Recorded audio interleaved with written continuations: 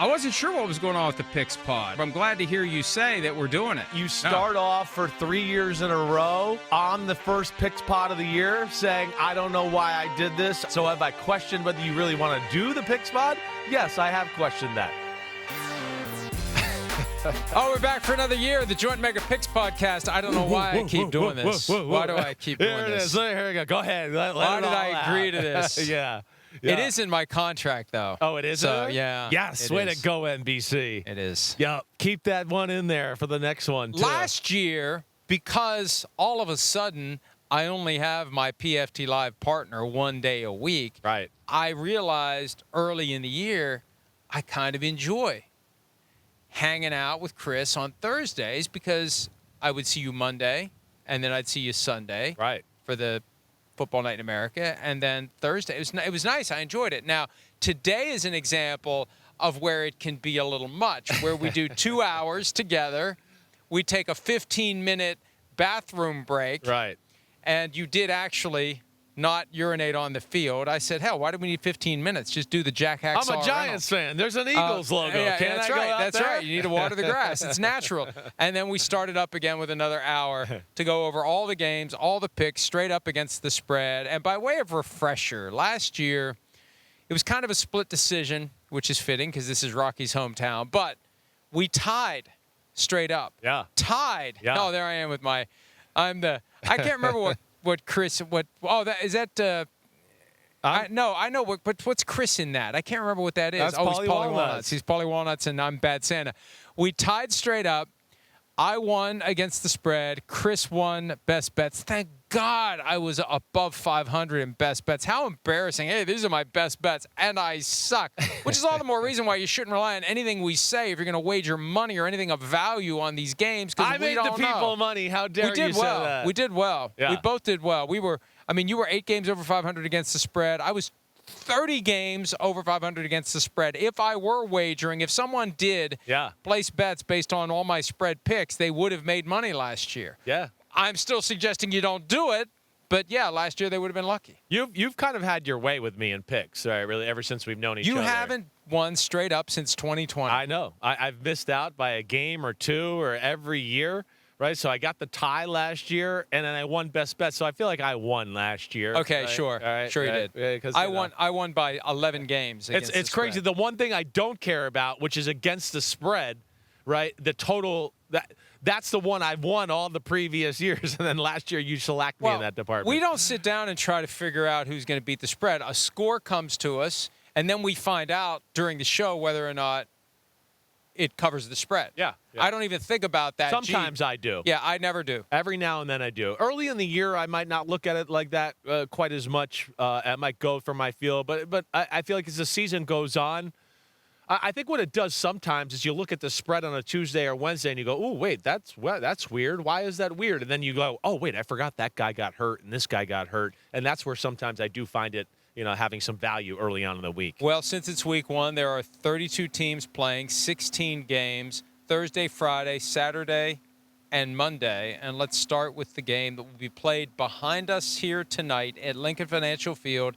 in Philadelphia. The Eagles raising the banner. Don't tell the Eagles that. They don't know they're raising the banner. The Cowboys don't have Micah Parsons. They're well aware of that. The Eagles are now favored by 8.5 with an over-under of 47.5. It is tied for the biggest spread of the week. The Broncos are 8.5-point favorites over the Titans. Who do you got? Well, you know my thoughts on the Eagles. I think they're the best team in football. I think they're the best roster in football. I think they're incredible that way. All right, I clearly think they're the better team as far as compared to the Dallas Cowboys. I do, right? But week 1s are tricky. I look at it that way. There's interesting things across the board in the matchup, certainly, that you look at to go, ooh, I don't know how this is going to play out. We talked a lot about on PFT. The corners in this game, I think, are going to, on both teams, are going to be in some situations where you go, oh, you got to man up against some really good receivers here in a big moment. So that can lend itself to some explosive plays. I do think Dallas has more talent than people are giving them credit for. I do think people are maybe poo-pooing Dallas a little bit just because they lost Micah Parsons, and we know how big that is, right? So I'm taking the Eagles, but the 8.5 is a little too much for me. I'm going 27-20 Eagles on this one here. I know. Cowboys covering the spread. Yeah. Look, I won't be surprised if the Cowboys win. They need a running game. They need Javonte Williams to become the guy that we thought he was on track to becoming in Denver before he suffered the torn ACL in his second season. They need the punch in the running game. They need to be able to set up the play-action pass if there's going to be a lot of Dak Prescott under center. You've got CeeDee Lamb and George Pickens. The offense could be effective, could be potent. But, even in the years when the Cowboys are good, where are they typically good? At home, not on the road. Right. You get them at AT&T Stadium. They get up by a couple of scores, and it just kind of mushrooms. It's a division rival. They're coming here. They're going to be salty. I don't know enough about what Brian Schottenheimer is going to be. I'm going to err on the side of Schottenheimer wasn't a shortlist head coaching candidate for a reason. The rest of the league wasn't wrong. Jerry hired the path of least resistance, bird in the hand. This is the guy that we need for Dak, and he's going to be cheap. I think the Eagles will do enough. I think the Eagles will be motivated. They're doing the best to put last year behind them. They'll come out tonight, and I think they'll put on a show. I've got Eagles 30-17 over the Cowboys. All right. So we already disagree on a spread. There we go. One right off the bat there. I'm interested, too. Neither one of these teams played their starters. That's kind of an interesting thing to me. You got the Eberflus factor right on the defensive side of the ball. I guess the bottom line reason I think I'm just going to pick them to cover the spread is that they're going to be a little chippy, feel disrespected. And, of course, the fear of, oh, my gosh, we got to open up the Eagles against the Eagles. We got to be on our game. I think Dallas is going to put their best foot forward tonight. It's the TCU factor. We were talking about that earlier. Right. Everybody's talking about the Eagles. Everybody's talking about the Eagles. And when we talk about the Cowboys, we're only talking about Micah Parsons, and that probably pisses them off even more. So I could see the Cowboys covering. I could see the Cowboys winning, but I'm going to go with my gut that the Eagles will win on the night they raise the banner. All right, Friday night in Brazil. The LA Chargers hosting the Kansas City Chiefs. The Chiefs are favored by 3 on the road. They're both on the road with an over-under of 46.5. No Rashee Rice for the Chiefs. He reached a deal last week to serve a 6-game suspension. Najee Harris, he looks to be on track to make his debut after a fireworks mishap caused an eye injury. Omarion Hampton, a lot of buzz for him, the rookie first-round running back.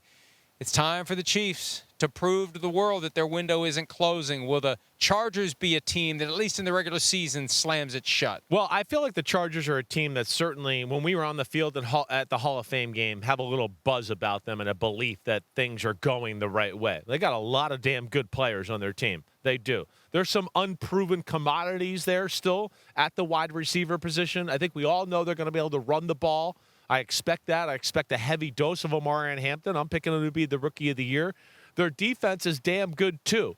But I wouldn't be lying if I thought, they could use an extra player or two to take them to what I would look at as one of the top defenses in football. I think they're schematically coached like one of the top defenses in football. I do look at that. But as you've heard me say a few times, I don't know if there's a difference maker in the front 7 of the Chargers that I look up to be a guy that can the play up and really disrupt stuff like that. Hello, right? 13 minutes in. Yeah, well, it's the podcast. Here we go, baby. But so I look at that. But I think ultimately, I think the Chiefs are a motivated football team. I don't think they're going to be as good as last year in totality. But week 1, people kind of not praising them quite the same.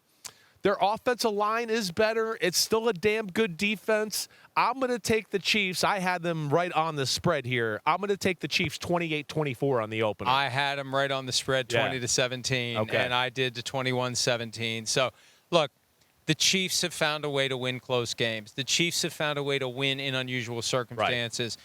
Wherever you play, whenever you play, whatever day of the week, however their routine is going to be disrupted, they thrive. Their routine is a disrupted routine, and I don't think they're going to be at all affected by playing in Brazil. I believe in Patrick Mahomes. Narratives become narratives for a reason, and Patrick Mahomes, when you consider that his worst showing since becoming the starter in 2018 is losing in overtime of the AFC Championship. That's his worst season.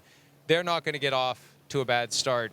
I think that, and again, with the Chargers, I left them out of my playoff field. I just feel like with them, they're still working to get past it's always something. And They got to the playoffs last year, and look what happened against the Texans. I just feel like they're not ready yet to compete with and consistently beat the Kansas City Chiefs. I think it's a fair thought. It's a fair thought. And I think, hey, I got to see a little bit first, right? I think that's what I want to see. Is Quentin Johnson, is he going to be able to make a difference? Can he catch the ball? Are one of these rookie receivers going to be a big part of the game plan? I guess that's where I'm a little tentative. I do think one way I do it, if they could throw the ball a little bit and prove to the Chiefs that, hey, we got something here, Keandre Lambert-Smith, Trey Harris, watch out, we got some guys here.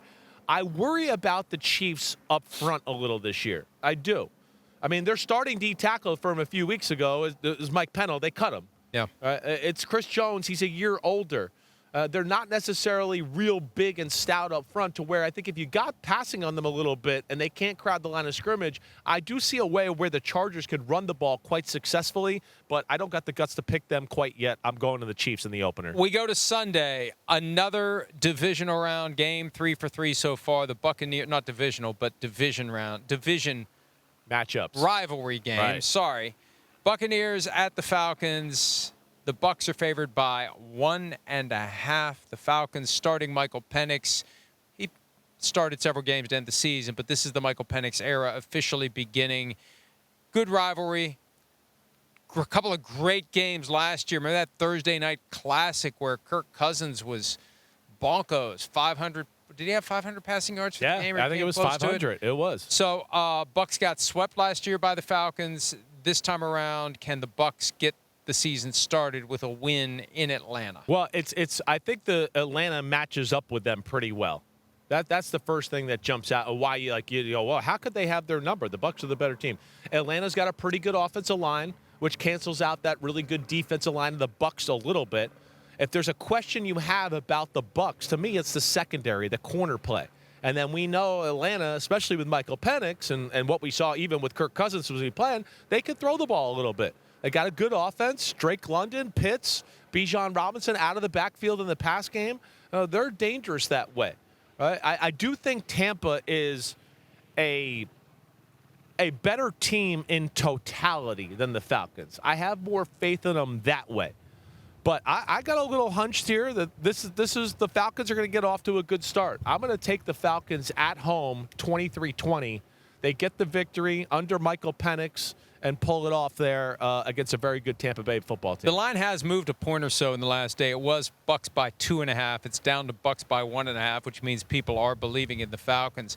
I just think the Bucs are one of those teams that are underrated. Yeah. They're salty about it. Right. And Baker Mayfield's going to be a little extra chippy about the Falcons after what happened last year. Yeah. So they're going to come out and they're going to put their best foot forward. And they've got Mike Evans. I think Emeka Egbuka could be exciting for them. They are stout at every position. They've got some injuries to be concerned about. Vita Vea didn't practice on Wednesday with a foot. That's something to monitor. Chris Godwin isn't expected to play until October. And Tristan Wirfs still dealing with that knee injury. He didn't practice. But I think the Bucs win this one, 30-24. High-scoring, exciting game. I think the Bucs pull it out. These are all week one. It's always pasta tough. and Week meatballs. one is very tough. Because we don't know what these teams are going to be. Well, and some they of them don't know we what they're haven't going to seen be. them. Right. We didn't even get to see them in the preseason. I think one thing we got to take into account a little bit that we've not hit with the Bucs.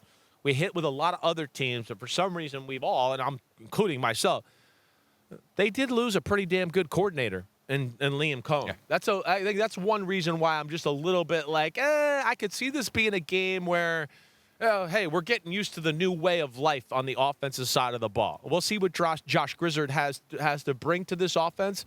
But, yeah, maybe they can run the ball like we saw last year. But, again, a lot of that, it was Liam Cohn, so I'm just interested to see how that plays out. But that's why I'll take Atlanta on this Well, first and one. last year they had lost Dave Canales. Yes. They rebounded there. Yeah. Right. So But maybe this is the next guy. You can't keep going back to that well. One of these days you're going to go back to that well, and it's going to be empty. Yeah. Okay, next up, the Battle of Ohio, the Cincinnati Bengals at Cleveland.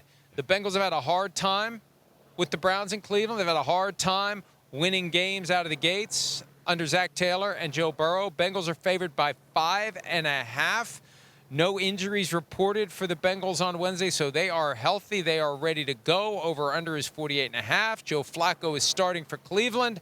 Do the Bengals find a way to change the early season narrative? Well, I do think they're going to be a different team to start the year. That's been their mission. I mean, all you got to do is listen to Joe Burrow, watch what they did in the preseason. I mean, Joe Burrow playing extended time in preseason game number 2, taking big hits, right? So it's obviously like, hey, we got to be better. I think they will be better. 5.5 is a lot. It's a lot against a team that you struggle against. And does some things schematically that give you problems. And I think on top of that, I just go, man, did anybody see the Cincinnati defense this year?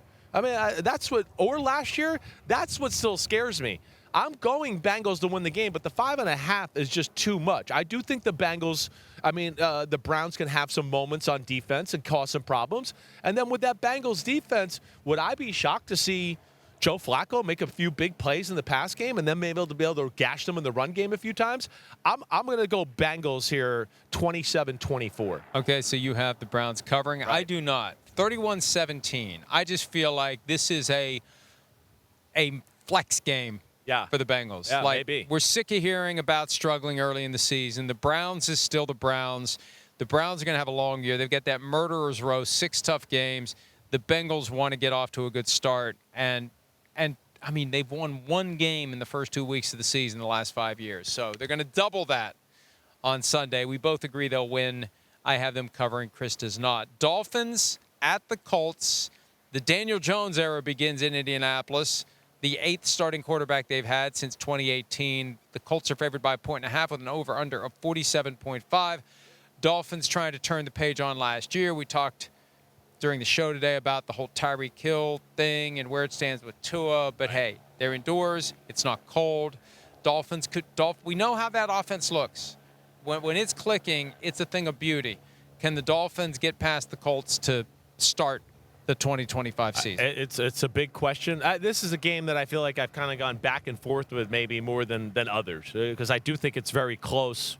Right, it's a big year for both football teams. It's a big year for both coaching staffs. It's a big year for both quarterbacks. You just mentioned Daniel Jones. I'm one that thinks Tua should be under some of the most pressure of all quarterbacks in football. $55 million a year. Right, exactly. I mean, again, if we're going to hold Lamar Jackson to he can't win big games and Josh Allen can't win big games, and then we're just going to let Tua get away with it, I don't understand that.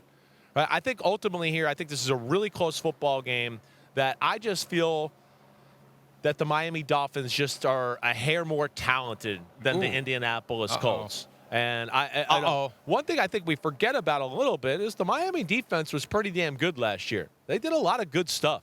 I mean, there's talent on that side. They're coached pretty well. They're kind of rooted in that Baltimore Ravens scheme that we talk about there. So that's one thing I do like about them. I think they'll have some answers for Shane Steichen and the Daniel Jones offense. Yeah, I'm going to ride the Dolphins here in a 24-21 game. This is pure and complete and total pasta and meatballs. And look, I don't want my belief that if the Dolphins fall apart, Tyreek Hill will be traded to become the thing that influences my picks. But I think the Colts are going to win this. Yeah. And the Colts, we talked earlier about how it's a coin flip game, this one. They're just due. They're due. They're so bad in week 1. 23-20, late field goal, home field advantage. Colts get the win. Daniel Jones better than expected. Crowd gets behind them. Jonathan Taylor, emotional first game after the passing of Jim Irsay. That's a real factor that is going to be in the minds and hearts of the fans, and it's going to be louder. It's just going to be an emotional day. Hard to imagine the Colts losing that game, and I hadn't even really thought about that. It's just one of the factors that goes into this overall. Yeah, I think the Colts win this game, but I think they win 23-20. We shall see. The next one on the 1 o'clock docket, the two teams that came into the league together in 1995, the Carolina Panthers and the Jacksonville Jaguars. It's the Liam Cohen era. It's the former Buccaneers Offensive Coordinators Bowl as Cohen takes on Dave Canales. Jags are favored over Bryce Young and company by 3.5 with an over-under of 46.5, playing in Jacksonville. Who do you got?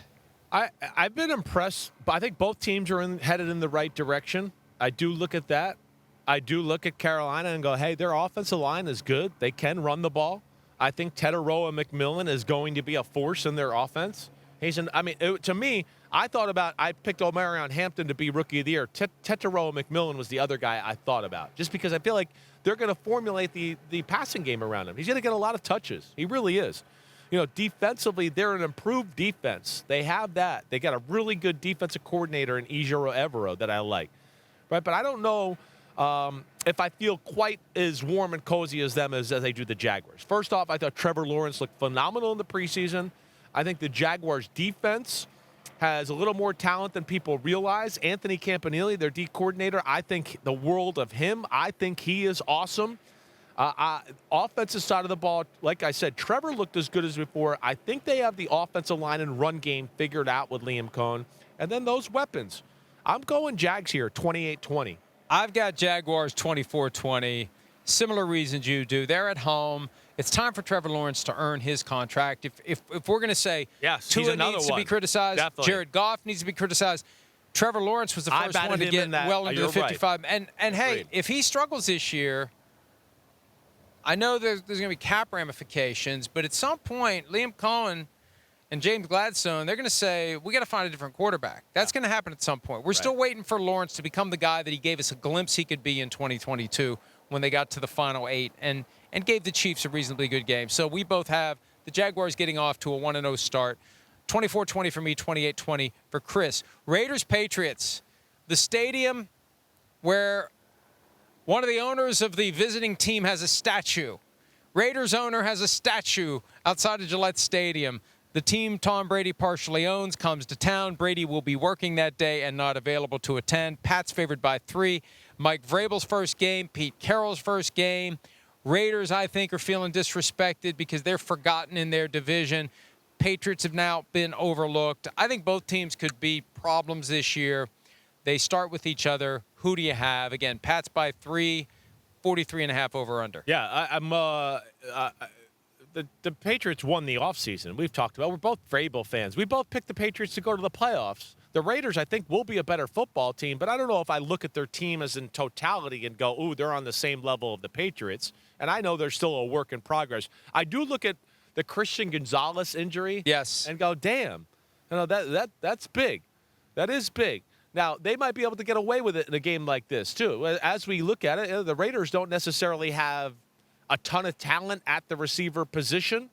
That's something I look at. Can they run the ball? How effective will Ashton Genty be? I do think this New England defense is going to be pretty damn good. And, of course, I think with Josh McDaniels at the helm on the offensive side of the ball and their ability to game plan, and I think Drake May in year 2, and I think it's kind of a sneaky wide receiver group there. I think this is kind of like a defensive struggle game because I think a lot of the Raiders' defense, I think they're pretty good on that side of the ball. I don't think Drake May and company are just going to be able to move the ball up and down the field. Patrick Graham against Josh McDaniels, 2 old New England coaches going at it. He's going to understand McDaniels' offense. I'm going to go like 2 late field goals, win it for the Patriots, 23-17 at home. Whoa. Got one? Bingo, bango, bongo. Here we are, 23-17, first week of the year. Identical score, 23-17. Yeah, you didn't mention Travion Henderson. I think he's. Did you mention him? I think he's going to be a star. Yes, right. They're already ready to make a bronze bust and put him in Canton based on that 100-yard kickoff return. He's got a burst. He's looked good. That'll help Drake May. Mike Vrabel. I'm all in with Mike Vrabel. And look, no disrespect to Pete Carroll, but they got a lot of work to do to become a competitive roster. Both teams do. But the Patriots went out and really tried to make it happen this year. And they're at home. Yeah. 23-17. They still got Ramondre Stevenson. They still got Hunter Henry at tight end. And I think, like I said, Demario Douglas, Kayshon Boutte, Kyle Williams, they're going to show up as being, they're a little more dangerous at receiver than we think. And we know the O-line, I think, is going to be good, too. I mean, I think this is the start of a real good year for the Patriots. I had completely forgotten bingo, bango, bongo. Bingo, bango. Completely.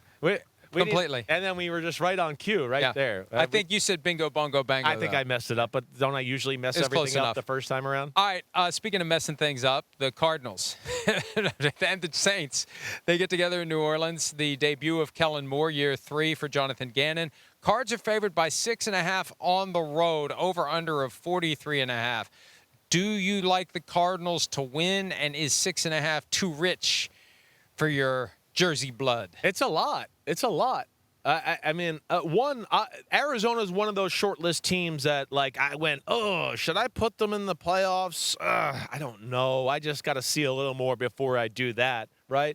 But there's a group of teams where I just went, I could see a pathway to the playoffs for this football team. I just didn't have the guts to do it. I think the Cardinals are one of those football teams. I do. I like their offense. I think Kyler Murray's still damn good. I think they finally have weapons around him. With what we've seen in Marvin Harrison Jr. and Zay Jones and Michael Wilson, the defense I think is going to be certainly better too. The Saints, I expect to be one of the poorer teams in the league, but I still look at them and go, damn, that O-line. Damn, they still got some heat at receiver. Damn, Alvin Kamara is still pretty good. Defense is something you question here. I'm taking the Cardinals, but that 6.5 is definitely too much for me. Too much for me. Way too much. I'm going 24-20 Cardinals. 21-17. Same margin, not a bingo, bango, bongo. But, same idea. It's not going to be easy for the Cardinals to go into New Orleans. I just think Saints fans understand. I saw some reports that training camp attendance was down this year and they weren't all that light. Like, they know it's a work in progress. Of course. And the bright, shiny object, the new toy, Tyler Shuck, he's not even playing. It's Spencer Rattler. Kellen Moore on Wednesday's PFT Live explained the thought process. Regardless, there just isn't a good vibe right now with the Saints. They're going to have to play their way into a good vibe. Steelers at the Jets. It's the lowest over-under of the week at 38.5. The Steelers are favored by 3 as Aaron Rodgers, if you haven't heard, makes his return to MetLife Stadium. First game with his third team. First time he's ever faced a former team. 1 o'clock Eastern, should be prime time. That's okay. Who do you like? This is an awesome game. A lot of emotion, a lot of personal stuff here. Whether it's Rodgers and the Jets and dealing with that. Of course, Aaron Glenn wants to get off to a good start for the New York team and the Jets that way and show he was a worthy hiring.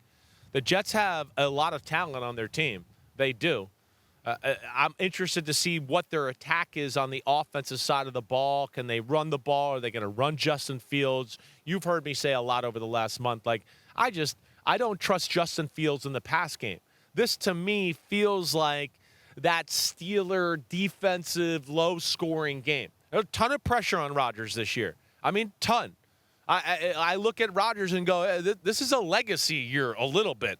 You've hurt your legacy here down the stretch. If you throw another dud, right, your legacy is going to take another hit. So I think there is pressure on him here. I wish he played in the preseason, but this game just feels like it's made for the Steelers. Tough, physical, run the ball, get a turnover, do something like that.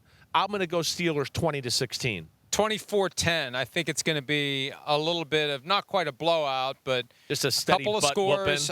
Yeah. We played the clip of Aaron Rodgers from his press conference. He seems that kind of agitated. He knows this is a big deal. It means a lot to him. He's going to deliver. But I remember when this all crystallized and he officially joined the Steelers, like, there's so much riding on this game from the standpoint of the perception that everything the Steelers did this offseason was right. If they lose to the Jets, with the quarterback the Jets fired, it's going to be very quickly panic mode in Pittsburgh. Right. They need this game. The Jets are a work in progress, and I think Aaron Glenn has realized they've got work to do on the roster to get them to where they want to be. The offense isn't good enough. I think the Steelers win this one 24-10. Last game in the 1 o'clock window for the first Sunday of the regular season. The Giants at the Commanders. The team that made it to the NFC Championship opens as a 6-point favorite against the G. 45.5 over under. Who do you like? I feel like most people just go, well, yeah, the Commanders are going to win this football game. I don't think it's as easy as that. I think the Giants' defense. They had a couple of close games last year. Exactly right. I think the Giants' defense is going to be a pain in the butt. I think it's going to be one of the more impressive units in the league when it's all said and done, especially up front with some of the players they got there. All right, so I look at that. I like that. I think they're improved in the secondary. I think the Giants are a little more dangerous than people think on the offensive side of the ball. The big thing with the Giants is just all about offensive linemen. It's all about the offensive line play. They got Andrew Thomas. He's back healthy, all of that. I'm going with it. I'm taking the upset here. Whoa, this is the one I'm going to go with right off the bat. Baby. Yeah. I'm going to take the Giants, motivated, desperation, played a lot in the preseason. Washington, hey, we're good. We were in the NFC Championship game. Oh, it's the Giants. We're not worried about them. I'm going to go 21-17 Giants. Chris hates the Commanders. That's the takeaway. I love the Commanders. I think the Commanders will win, and I think they will cover 27-17. I just feel like the Giants have a long way to go to get to where they need to be. But, hey, Abdul Carter, Kayvon Thibodeau, Brian Burns. But this is Jaden Daniels. This is it. You know, if he's going to avoid a sophomore slump, he needs to avoid it at home against a division rival. I always say, and I'm going to say it again since week 1 is here, week 1 results do not matter unless you lose at home to a division rival, because then you have to go play them in their building at some point later. And if you get swept by them, good luck winning the division. Yeah. So I think you have to hold serve at home if you're a division team playing one of your rivals. And if the Commanders want to even begin to think about closing the gap with the Eagles, they have to take care of the Giants. Yeah, I hear you there. Wow, is big that's gutsy. That's gutsy. Yeah, listen, we always see a few curveballs in week 1 at the 1 o'clock window. It's hard to call them. This is the one I'm gonna go with. I'm gonna go with this year. Listen, I don't.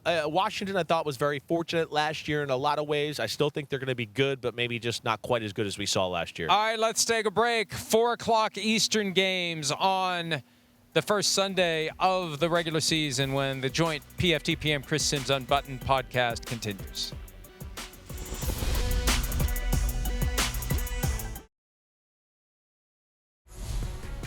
DraftKings is the official daily fantasy partner of the National Football League, and right now all Pick 6 customers can play free for a share of DraftKings' biggest bag ever. Hit all 6 picks for your cut of $1 million or more. Just download the Pick 6 app and use promo code PFTLive when you sign up. Ride the upside with Pick 6, and please bet responsibly, only with money you can afford to lose, because if you listen to idiots like me, there's a good chance you shall. That's right. Don't put me in that. You're the only idiot on this set. I think that's debatable. Late afternoon, Titans and the Broncos, the Cam Ward debut, first overall pick. The Broncos, there's that something special, and Sean Payton leaned into it. He's had a few of these teams where he knows they can be special, and this is one of them. High expectations in year 3 for Payton. He's got his quarterback. He's got his defense. He's got J.K. Dobbins, starting running back. They've got Cortland Sutton happy under contract. Marvin Mims potentially in position to become a major contributor. Definitely. Oh, and they just trip into Evan Ingram. That's one of the most overlooked, underrated moves of the offseason. Right. Jaguars cut him. Boom. Bring him to the Broncos. So what happens? They are favored. The Broncos are over the Tennessee Titans by 8.5. Again, it's tied for the biggest spread of the week with tonight's game, Philadelphia and Dallas. 42.5 over under. Who you got? Yeah, well, I love the Broncos. I mean, I'm picking the Broncos to beat the Chiefs in the AFC West this year. This is their year. This is. The defense is amazing. I worry about Dre Greenlaw. Is he going to be okay here? Is this going to be something that we see all the time? They say they're managing him now. I know. They downplayed it when it happened, because there were reports he was going to miss all of training camp, and now it's we're being careful. So yeah, I don't know. That's a little bit scary to me. And a guy that continues had a major injury, and now it seems to be that one thing after another keeps bubbling up. Right? But either way, there's so much talent on this defense. Both of these defenses are very talented.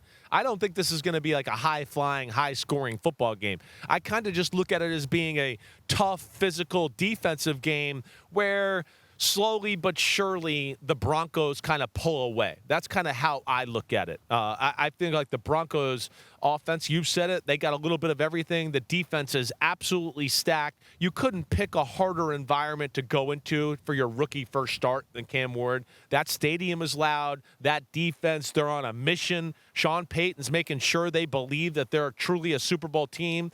Teams that have seen the Broncos in the preseason that I have talked to, they all go, the Broncos are real, right? So I'm echoing things that I've heard from people that have seen them up close in person through the NFL preseason and all that. I'm going to go Broncos 27-13, right? Wow. I think it's kind of like a Wow. 20-13 game. It's kind of hanging in there, and they score a late touchdown to kind of put it away in that way. Well, I didn't know what the spread was when I came up with the score, and I went 28-20. So I'm giving the Titans the cover. Yeah. And I don't feel good about that, but I'm not changing the score. Once I lock them in, I don't want to be accused of changing my bet or changing my pick or trying to game it with Chris. I'm not going to do that. Whatever my score was last night, that's what it is today, 28-20. And I'm concerned now. I'm concerned because I think the Broncos they're good enough to win this game going away, but I also believe the Titans are going to be better than people realize, and maybe they'll keep it close. Maybe they'll make it respectable. If they can run the ball and their defense plays well, I mean, we could be sitting there going, damn, it's 20-14 late in the football game, 20-17. I don't think that's crazy. Week 1, is Denver's offense going to be hitting on all cylinders? Again, that's the beauty of Week 1, so we'll see where this goes. The San Francisco 49ers go to Seattle for Week 1, another one of 8 division games to start the season. San Fran favored by 2.5 over the Seahawks, 43.5 over under. I know the Seahawks are really concerned about their home field advantage and not letting 49ers fans take over. Who wins? Yeah, this is a great matchup. I mean, this is another one where I go, I don't think I'd bet on this game. There's a few of them. I look at it as kind of a coin toss type of moment here. Seattle at home in an opener is always tough. I think a lot of this Seattle defense, I do. Mike McDonald, what he does year 2, I know they're further along in implementing their system. They got a very good front 7. They got a defensive secondary that's in the combo for the best secondary in the game. New offense on that side of the ball with Sam Darnold and Kubiak running the show. The 49ers, beat up a little bit through preseason, dealing with stuff there. Jawan Jennings wasn't available here until this week. He gets a little sweetener on the deal. I just think this is a little too much to overcome on the road. I'm going to take the Seahawks 23-20. Oh, yeah. man. You really are down on the 49ers. Wait till I call Kyle and tell him. I got the 49ers winning this one 27-20. I just think that the Seahawks have a lot more work to do.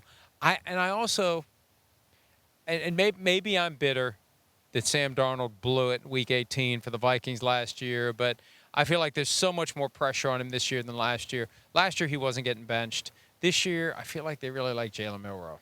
Yep. And there's going to be a Jalen Milroe package, supposedly. Right. Now, Mike McDonald, the head coach of the Seahawks, said that gratuitously, maybe to give teams something to think about. Yeah, I think so. But still, I think they really like Milroe, and that puts pressure on Sam Darnold to try to get things done. I like the 49ers in this one, 27-20. It's a reestablisher game for Christian McCaffrey. Brock Purdy proving that he's worth the big money he got. But I don't feel great about it. But I just have a gut feeling 49ers. Yeah, this is a tight one. I mean, I think this is a field goal game no matter who wins this one, really. All right, the Micah Parsons debut for the Green Bay Packers. He's expected to play, and I would be surprised if he doesn't. The Lions come to town. Packers favored by 2.5, over under of 47.5. Lions have been, the class of the division, and this trade kind of changes the perception. What do you think happens round 1 of the home and home for 25? Yeah, I feel like I would have definitely picked Green Bay if Jordan Love didn't get hurt. Right, I feel it. I feel like they're a team that's like, what the hell with the Lions? Week 1, we got the circled. We're going to show this team at home. They beat us the last 2 years or 3 years at home. We got to change that. So that scares me a little bit. We talked about that when Jordan Love got hurt. We saw last year, practice is important to Jordan Love. Like, he did not look the same in those games. They have a really good football team. On the flip side, though, even though Detroit's starters didn't play, they did not look great in the preseason. Dan Campbell addressed that. And I can tell you from experience, like, a lot of the times when your second and third stringers don't look good, usually your first stringers aren't looking that great in training camp either. We heard reports early on in training camp that the offensive line was a little all over the place as far as that's concerned, too. I've gone back and forth with this one. This will not be a best bet for me. But I'm going to take the Lions here in this one. Even though I got some questions, I'm excited about Micah Parsons and all of that. I know Green Bay is going to be on a mission, but like I said, I think the Jordan Love injury, and I just question if he's going to be hitting on all cylinders, scares me just a little bit to where, I'm going to take the Lions 28-27. Packers 24-20, and couple of reasons. One, the Lions have won 3 in a row at Lambeau Field. Yeah. At some point, you take it personally. And number two, regardless of what impact Micah Parsons has right out of the gates, the fact that the Packers front office traded for Parsons, that to me is the kind of thing that can put a spring in the step of the rest of the team. I agree with you there. They believe in us. They believe in us. We're a we Super Bowl believe team. in us. Right. Yes. Let's justify the faith they had in us by making this trade, and we go out there and we have more confidence and we play better and we're at home. And here come the Lions, and the Lions have 2 new coordinators, and Micah Parsons gets after Jared Goff once or twice, and maybe Goff makes a mistake. So, again, it's all gut feel first week, but I think that the Packers win this one 24-20. One more game in the late afternoon window for the first Sunday of the season. The Houston Texans at the LA Rams. Rams are favored by 3. Matthew Stafford, by all appearances, is good to go. How long he stays that way remains to be seen. The Texans don't have Joe Mixon. Nick Chubb is their starting running back. Who would have ever thought that would happen? But, the Texans, they try to take a step back to take a step forward. Fire the offensive coordinator, Bobby Slowick. Get rid of a bunch of the offensive linemen. They're trying to get to the next level. Can they do it against the Rams? I mean, my thoughts on Houston. I like Houston a lot, right? I think they're going to be a different football team this year, especially on the offensive side of the ball. C.J. Stroud didn't take a step back last year. The offense around him took a step back, and that made him not look as good. They're going to run more of a New England system. You've heard me talk about that. I think it's going to fit C.J. Stroud more. He's going to be more in command. He's going to be able to point protections, do all that. The big question about the game is this new-look Texans offense. Can they block what we know is to be a really good defensive front by the Los Angeles Rams? I have faith in the Texans that they will get that right schematically, that they've gotten it right physically with the right guys there. I do think that C.J. Stroud is still awesome, going to be able to throw the ball. Christian Kirk being a little banged up, scary, but I think they got guys there that still they can fill in and replace and look good. I just look at it and go, man, Matthew Stafford just getting healthy, only been practiced for 2 weeks. They haven't played in the preseason. And, man, you got to start against the Houston Texans defense. Again, I would put them right up there with the Denver Broncos as like maybe the 2 most talented Ds in the league, along with Philadelphia and maybe the Baltimore Ravens in that way. I'm taking Houston. I'm going to take Houston on the road 24-20 in this one. I had 23-20 Rams. I'm moving it to 24-20 to give the Rams the cover. Okay. So we disagree on both respects there. I think the Rams are in that Super Bowl window. Matthew Stafford, for as long as he's healthy, is going to help them. Devontae Adams, are you kidding me? Puka Nacua. Yeah, I hear you. Jared Verse ready to become a superstar. Kyron Williams got paid. They're going to use more Blake Corum. I just think the Rams are too much for the Texans to handle. Look, the Texans, the knock on the Texans. Yeah. Other than their 2 home playoff wins, right, which were both upsets, right, where are the signature wins over the last 2 years? They are the ultimate team that wins when they're supposed to and loses when they're supposed to. On the road, L.A., Rams team that got to the final 8 last year and gave the Eagles everything they could handle. I just don't think the Texans are able to do it. Doesn't mean I don't think the Texans are going to win the division. Right. I just don't think they can win against the Rams in L.A. So I got the Rams 24-20. Okay. Chris has picked 6 upsets so far in 14 games. He may be flying too close to the sun on wings of marijuana. Okay, when we return, primetime games, including a massive Week 1 Sunday night debut between the Ravens and the Bills. That's next here on Chris Simms Unbuttoned and the PFTPM Joint Picks Podcast.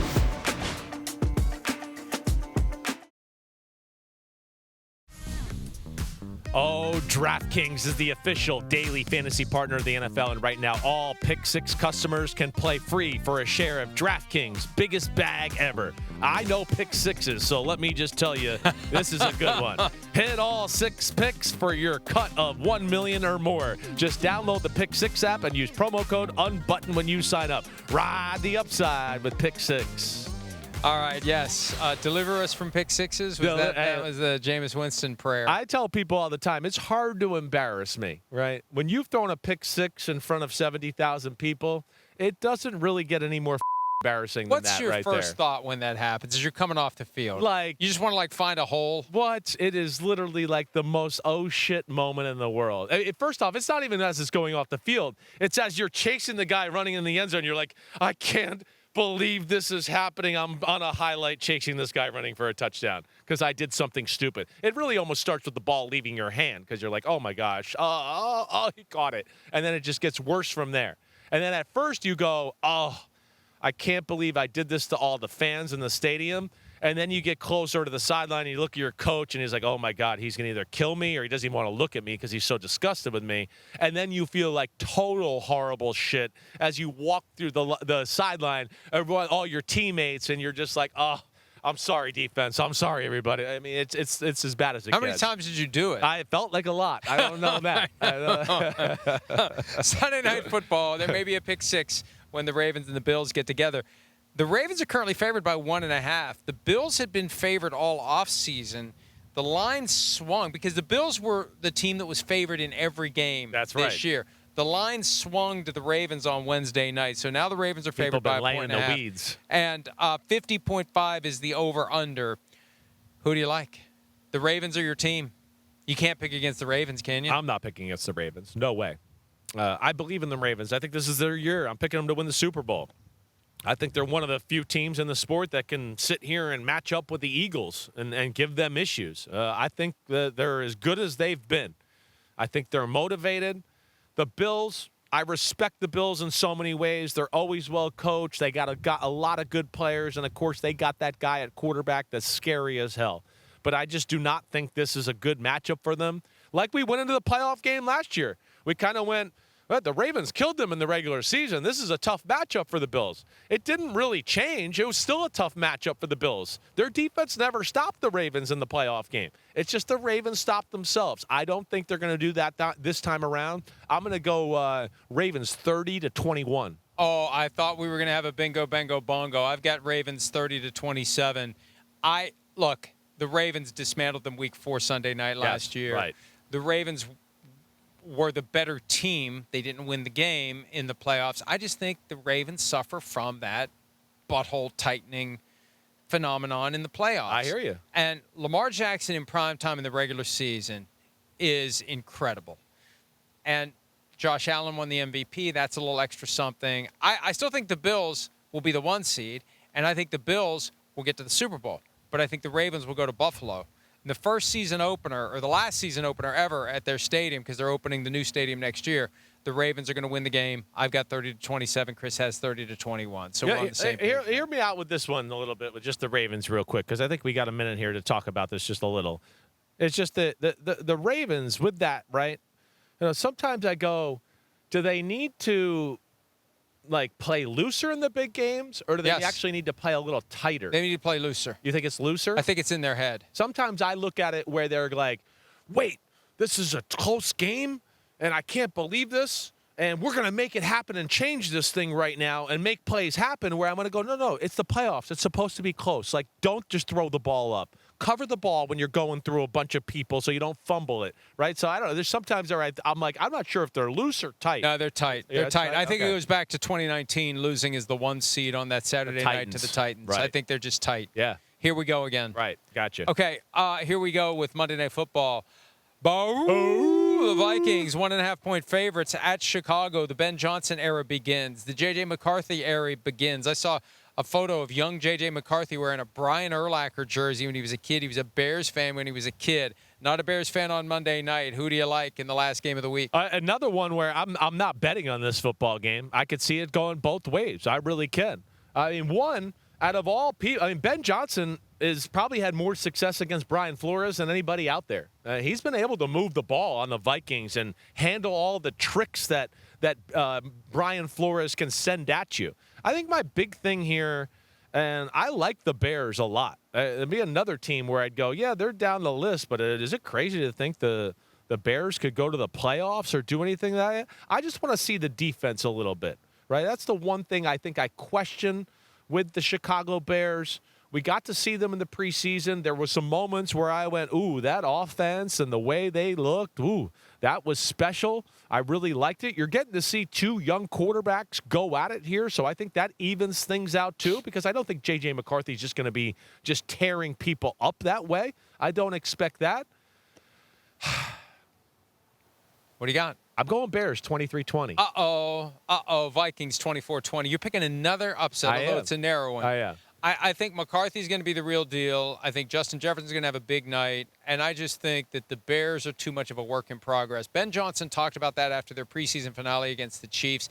And it's kind of like, is he playing Jedi mind trick? No, I think he's concerned that it's going to take them a while. It could. Maybe to their bye week before they start to get their sea legs. That this is a shock to the system when you had the Shane Waldron debacle and the Matt Eberflus is the head coach, and this is new, and it's still something they're learning. I hear you. I think the Vikings win 24-20. I'm going to play a little of the angle that they've had this, and they got some game plan plays, and they're ready for it, right? I still think Minnesota's the better team in totality. I just think opener Monday night in Chicago, I think Ben Johnson's going to have something for them here. All right, let's take a break. Best bets and our trademarked Folsom Prison Blues picks when PFTPM, Chris Simms Unbuttoned, continue right after this.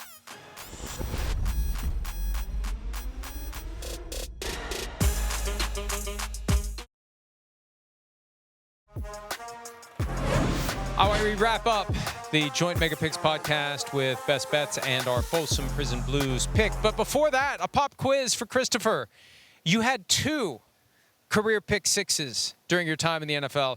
Can you name the players who caught the pass that you intended to throw to another teammate, but instead became a touchdown for the other team? What is that from? Pop quiz, asshole. What is that from? I don't know. That's a movie. It's a great line. It's a great line in a movie. I can't remember. I don't know. But okay. Pop quiz, asshole. Answer the question. I threw it, I believe, to 2 Chris's, oddly enough. Chris Gamble and Chris McAllister, right? You are correct. And almost the exact same yardage. Chris Gamble went 61. That was my spleen in 2005. Game. Right. And Chris McAllister went 60 yards in 2006. The one that hurt, the McAllister, the Gamble one doesn't hurt. He read it. He knew it was coming. Gotta go. I know, we got to go. But the McAllister one hurt because the guy was open. By the way, Pop Quiz Asshole is from Speed. That was the movie about the bus. Yeah. Okay, right. That's what it was. Who do you got? Best bets time. All right, I'm going the Ravens. Sunday Night Football. Yeah, I think they're going to cover that spread. I'm picking them 30-21. That's one of mine. Boom. Good. That's it, Ravens. Yeah. All right, next one. Going with the Jaguars. Jaguars over the Panthers. I like it. I like the way the Jaguars looked in the preseason. I'm going to ride them to beat the Carolina Panthers. Bengals given 5.5 to the Browns is the Browns. Okay. And then my last one is I'm riding the Broncos. I know this point spread's high. Let's ride. But I'm going. I got them winning 27-13. I like them, and I think they'll pull away late in that football game. My second favorite team and my least favorite quarterback combined to create a best bet, and I'm kidding about one of those. Aaron Rodgers and the Steelers cover the spread and beat the Jets. Okay, that's it. That's good. It's an interesting start. Now, our Folsom Prison Blues pick, quick refresher, it's the one game that we would, if we were dying in a gutter, not dead, but dying, we had one game to pick, and this was it, and we were going to expire. What's the team that we would take? I'm going to take the Denver Broncos beating the Tennessee Titans. Yeah, it's just the only one that I feel comfortable about. I don't feel comfortable about any of them. Yeah, it's a tough week. I'll take the Steelers. You take the Steelers? Yeah, I'll take the Steelers. Steelers over the Jets. The Jets will die. Steelers over the Jets. Yeah. Yes, the Jets will die. We will see. And then they'll be back. And we'll be back, not from here, from our usual location for week 2 of the Joint Megapicks podcast. Good luck, and again, bet responsibly. Enjoy week 1. Peace out, homies. Yo, homies, it's time to watch some games. That's right. We're on to the NFL season here with Chris Simms Unbuttoned. Hit subscribe to get our weekly picks, Sunday night recaps after every game, and much, much more. Thanks for watching. Peace out, homies. Remember, subscribe. Peace out.